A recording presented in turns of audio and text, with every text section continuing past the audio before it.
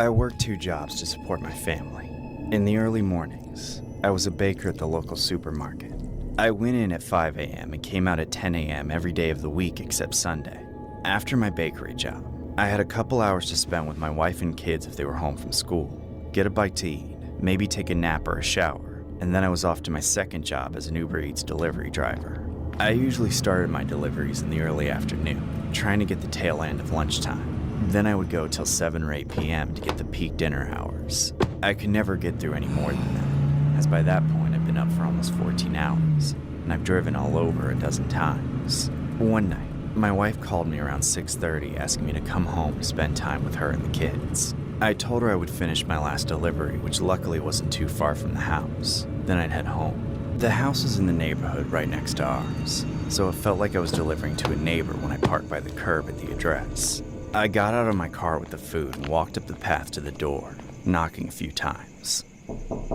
Usually people would rather just have me leave it at the door and avoid interaction, but this order specifically stated that they wanted it personally handed off.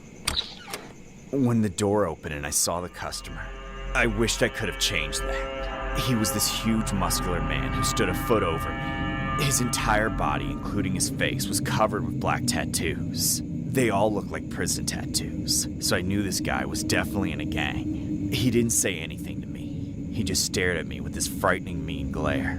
After stuttering a bit, I introduced myself as his Uber Eats delivery driver and tried to hand him the food. All I wanted him to do was take the bag. Once he did that, my job was done and I could leave. But this guy had to do the one thing that almost nobody does. He smiled and offered me a cash tip. But even worse, he wouldn't accept anything unless I came inside his house to get it. Not only was entering a customer's home a violation of company rules liable to get me fired, but I was also terrified by the thought of going in there more than anything. I refused the tip and pushed the food a little closer to him. But then the man's smile disappeared.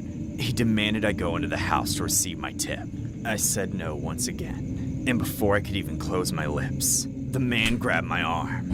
Ah! No! Let go! I pulled back as he tried to drag me into the house. I dropped the food and begged him to let me go and take it, but he didn't want anything to do with it. All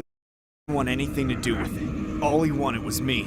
I was powerless against his immense strength, and before long, I was plummeting inside the house, trapped with no way out. No, please, you have to let me go! I have a family! Empty your pockets, bitch! Okay,